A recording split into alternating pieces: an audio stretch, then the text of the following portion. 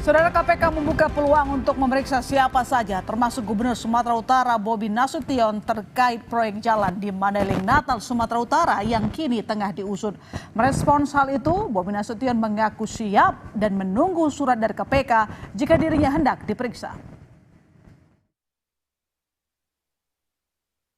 Gubernur Sumatera Utara Bobi Nasution memastikan ia siap diperiksa KPK jika diperlukan.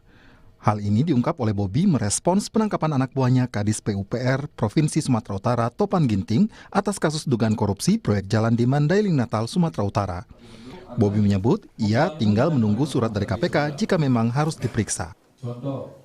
Kan kemarin juga sudah jelas ya, kalau ada aliran dana ataupun kalau butuh keterangan, saya sampaikan kemarin, jangankan gubernurnya, semua ASN, semua yang memang kalau perlu memberikan keterangan yang dipanggil harus siap. Semua bupati, semua ASN, kalau perlu dipanggil, panggil silakan. Apa udah ada panggilan dari KPK? Ada surat panggilan dari KPK, Pak? Ya jangan tanya saya. Dari Mas Budi bagaimana, Pak? Ya jangan tanya saya. Pak Budi, apa udah menerima surat dari KPK? Nanya dulu udah dikirim atau belum, masa jangan tanya saya. KPK membuka kemungkinan memeriksa sejumlah pejabat di Pemprov Sumatera Utara usai operasi tangkap tangan di Mandailing Natal. Juru bicara KPK Budi Prasetyo menjelaskan KPK masih mendalami kasus ini dengan akan memeriksa sejumlah saksi termasuk Bobi Nasution. KPK saat ini masih melakukan analisis dan pendalaman dari pemeriksaan para pihak, baik para tersangka, ya kemarin kita sudah menetapkan 5 orang sebagai tersangka, dan juga pihak-pihak lainnya yang juga diperiksa pasca kegiatan tangkap tangan. KPK akan mendalami dan menelusuri proyek-proyek pengadaan lainnya, termasuk jika diduga ada pihak-pihak lain yang ikut terlibat, ikut berperan dalam pengkondisian proyek pengadaan tersebut.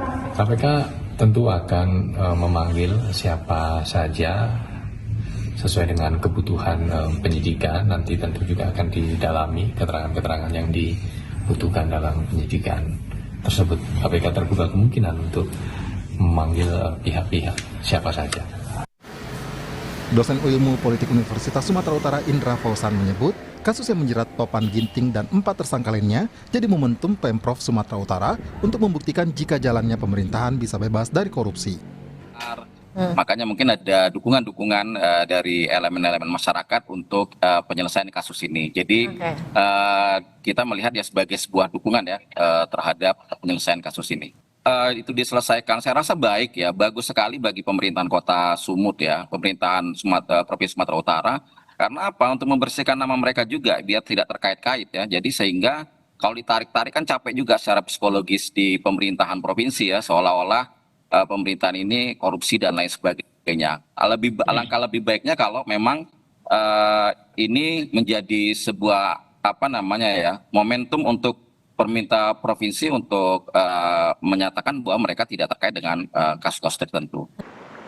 Sebelumnya KPK menetapkan 5 tersangka atas kasus dugaan korupsi proyek jalan di Mandailing Natal, Sumatera Utara. KPK menyebut kerugian negara atas kasus ini mencapai 231,8 miliar rupiah. Tim Liputan, Kompas TV. KPK menyebut akan memeriksa siapa saja yang terkait pada kasus dugaan korupsi proyek jalan di Mandailing Natal, Sumatera Utara, termasuk Gubernur Sumatera Utara Bobi Nasution. Lantas, apa yang harus dilakukan KPK untuk mengusut tuntas aliran dana proyek jalan di mana Kadis PUPR Topan Ginting yang merupakan orang dekat Bobi Nasution. Selengkapnya kita ulas bersama mantan penyidik KPK Yudi Purnomo dan pengamat politik Universitas Negeri Medan Walid Dirga Surya. Selamat malam Pak Yudi, selamat malam Pak Walid. Malam Mbak, malam Mas Walid. Malam Mbak. Saya ke Pak Yudi dulu kalau begitu. Pak Yudi, ya, sebagai mantan penyidik, seperti apa Anda melihat potensi KPK memeriksa jajaran Pemprov termasuk Bobi Nasution? Ya, saya pikir dengan banyaknya KPK melakukan penggeledahan pada beberapa hari ini pasca OTT, kemudian ternyata ketika OTT kepala daerah pun juga tidak diangkut oleh KPK, karena biasanya kepala dinas PUPR itu merupakan kaki tangan ya, Ya. dari seorang gubernur, kemudian juga merupakan orang yang diperintah ya, tanpa ada kehendak sendiri ya untuk bisa mengumpulkan uang dari proyek-proyek infrastruktur. Karena kita tahu anggaran paling besar kan ada di infrastruktur. Kalau misalnya di daerah, maka saya melihat ya KPK belum menemukan bukti pada saat OTT yang pertama kemarin. Oke. Seperti itu Mbak. Jadi saya pikir kemungkinan pemeriksaan terhadap Gubernur Sumatera Utara yaitu Mas Bobi itu sebenarnya sangat terbuka lebar karena baik itu secara formil maupun secara material seperti itu Mbak. Jadi saya berharap KPK tetap independen ya kan. Kemudian yang paling penting adalah bagaimana KPK mampu untuk mengembangkan perkara ini karena kalau dia lihat konstruksi perkaranya saya lihat ini kan proyeknya belum jalan. Ya. Dan kemudian yang baru masuk hanya 200 juta dari permintaan 4% 8 miliar. Oke lah untuk karena hal ini tapi ini yang menarik loh Mbak bahwa seorang kepala dinas PUPR yang baru dilantik gitu ya itu sudah berani untuk kemudian meminta uang kepada pengusaha yang sudah arah melintang ya dalam proyek-proyek infrastruktur di Sumatera Utara. Artinya bahwa tidak mungkin menurut saya dia bisa bertindak sendiri. Itulah keanehan-keanehan yang menurut saya yang harus dibuktikan oleh KPK. Ada dua hal yang sangat penting ya. Pertama perintah kepada kepala dinas PUPR ini. Siapa yang memerintahkan dia untuk mengumpulkan uang sebanyak itu. Kemudian kedua yang paling penting adalah bagaimana aliran-aliran uang melalui follow the money itu mampu untuk bisa diterapkan. Jangan sampai KPK menerapkan sistem makan bubur gitu ya dari samping, tapi kemudian ke tengahnya enggak kan begitu. Oke. Gubernur tangan kanannya Kadis PUPR. Nah, menurut Anda sebenarnya gubernur tahu atau tidak meskipun proyeknya belum jalan tapi kita tahu waktu di lapangan dalam melakukan survei gubernur ikut loh di sana. Ya, kalau secara proyek, secara anggaran, gubernur pasti tahu lah. Tadi saya katakan kan itu secara formil. Tapi sekarang kita akan melihat secara materi, Mbak. Ya, seperti tadi saya sampaikan, Mbak. Saya punya banyak sekali pengalaman operasi tangkap tangan di Sumatera Utara ya. Beberapa bupati, wali kota saya tangani. Itu pasti satu paket, sepasang gitu kan. Antara kepala dinas PU dan juga kepala daerahnya. Kalau dalam kasus ini kan unik dan menarik. Tapi saya pikir ada yang saya katakan bahwa saya masih tetap mendukung KPK ya. Saya pikir mereka harus mengembangkan perkara ini, jangan sampai hanya sampai di kepala dinas PU. Seperti itu Mbak. Ya, pemeriksaan Gubernur Sumatera Utara terbuka lebar. Pak Walid, anak buahnya terjerat korupsi, Bobi Nasution juga terimbas. Bagaimana Anda melihat dampak politik hingga kepercayaan masyarakat terhadap Bobi Nasution selanjutnya? Iya, tentu begini Mbak ya, bahwa hari ini masyarakat juga akan berasumsi banyak ya, asumsinya tentu juga liar. Karena memang seperti tadi juga disampaikan bahwa ini Kadis PUPR adalah salah satu orang yang dekat dengan gubernur. Tapi saya kira memang secara politik ya tentu Bobi Nasution sebagai gubernur ini dalam konteks ini ya tentu dirugikan dengan kondisi hari ini. Tapi balik seperti yang disampaikan oleh Mas Yudi tadi bahwa sebagai bagian dari komitmen juga dari statement yang disampaikan oleh gubernur bahwa dia akan ikut aktif dalam memberikan keterangan jika dibutuhkan. Saya kira itu penting. Kalau memang kemudian Bobi ingin mendapatkan kepercayaan masyarakat Sumatera Utara kembali bahwa memang tidak ada kaitan dengan konteks korupsi yang dilakukan oleh Kadis PUPR, tentu nanti keterangan yang diminta oleh KPK itu saya kira Pak Gubernur itu harus ikut gitu ya. Artinya aktif lah untuk memberikan keterangan. Ini saya kira dengan apa yang disampaikan oleh Pak Bobi kemarin misalnya di beberapa siaran pers ya dengan mengatakan bahwa akan siap jika dipanggil kemudian juga menyampaikan bangunan tetap berjalan, saya kira itu secara normatif itu adalah bagian dari upaya beliau juga untuk membangun atau memastikan bahwa dampak politiknya tidak terlalu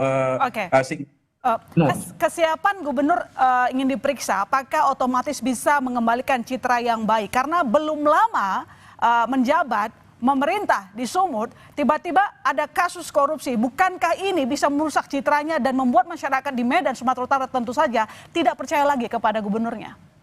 Ya saya kira itu semua punya potensi Mbak ya, karena apalagi memang kita tidak bisa pungkiri bahwa ada residu-residu pilpres ya, residu-residu kekuasaan dalam konteks hukum ini. Itu juga tentu akan berdampak kepada gubernur. Tapi ya perlu diingat juga, secara objektif ya, saya juga sebelumnya di Kota Medan ya, di Kota Medan sendiri waktu Pak Bobi itu menjadi wali kota, itu ada satu juga orang dekatnya yang pada waktu itu ada mendapatkan semacam gratifikasi istrinya itu, kalau bisa dicek jejak digital itu ada, itu dicopot juga. Dan kemudian di provinsi saya kira ada 2 kadis sebelumnya yang kemudian sudah ditersangkakan, dan hari ini adalah orang dekatnya. Saya kira kalau gubernur hari ini bertubi-tubi seperti itu, sejumlah kasus, ini bukan kali pertama untuk kepala daerah Sumatera Utara kena kasus begitu loh. Apakah ini tidak menggerogoti kepercayaan publik terhadap Bobi Nasution?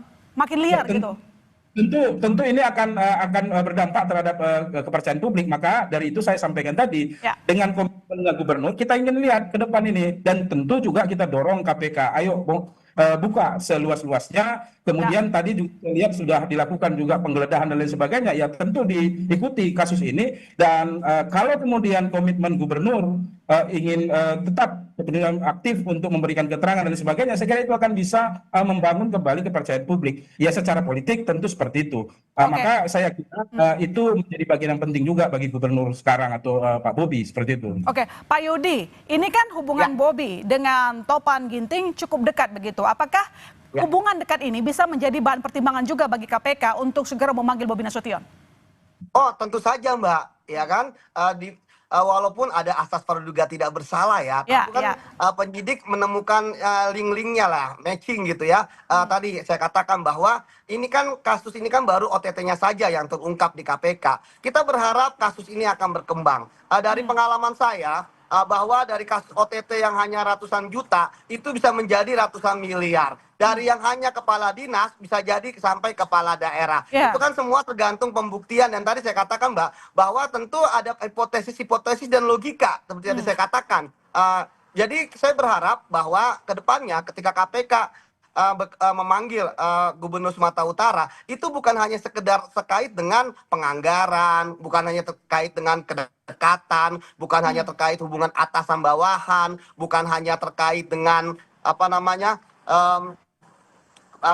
kenal dengan pengusaha dan sebagainya, tetapi juga terkait dengan material, Mbak. Karena memang, Mbak, kalau dalam kasus ini saya melihat bola itu ada di tangan Topan, ya. Karena kasus-kasus kepala daerah dan kepala Dinas PUPR biasanya perintahnya adalah perintah lisan.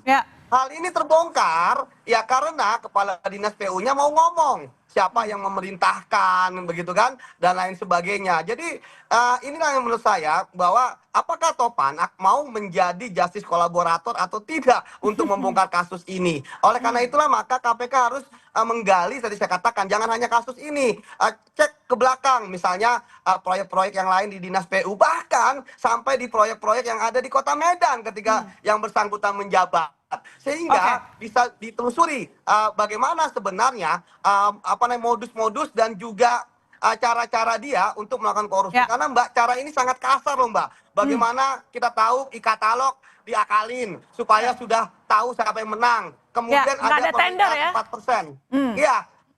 Ada permintaan 4% gitu kan. Dan yang ini menarik, Mbak, 4% ini kan jatahnya kepala dinas PUPR. Sementara kita tahu bahwa proyek itu, apalagi aspal, Mbak, itu adalah 20% gitu kan. Dan uangnya dikemanakan gitu ya, harusnya diusut itu. Betul.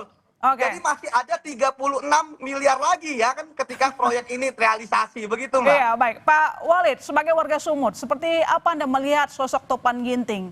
Dia dapat promosi jabatan cukup sering ya di era Bobi Nasution.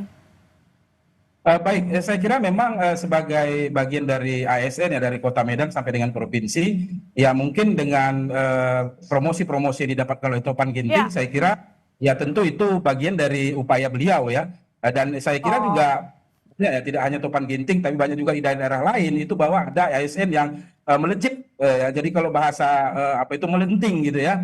Jadi itu wajar-wajar saja sebenarnya selama memang ya seperti tadi bahwa karir itu didapatkan dari hal-hal yang saya kira tidak kemudian merusak korupsi seperti itu. Jadi memang Topan Ginting salah satu yang kita lihat di Sumatera Utara, khususnya di Kota Medan misalnya, adalah salah satu aparatur ya, sipil negara yang memang moncer lah gitu ya, karir memang mungkin dianggap dapat bekerja dan lain sebagainya oleh pimpinannya. Seperti itu saya kira, Mbak. Pak Yudi, singkat saja, KPK bagaimana koordinasi nanti dengan pihak lain seperti PPATK untuk mengetahui usut aliran dana, kemana larinya?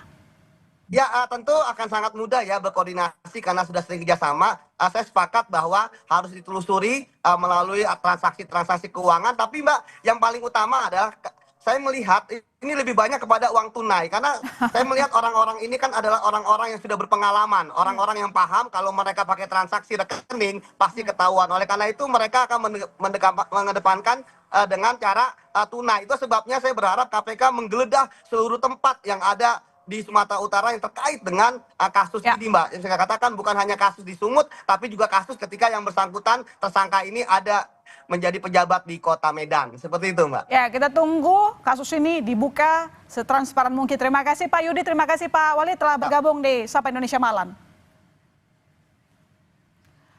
Saudara, pemerintah melalui Kementerian Perhubungan berencana menaikkan tarif ojek online atau ojol sebesar 8 hingga 15%. Selengkapnya akan kami bahas usai jeda.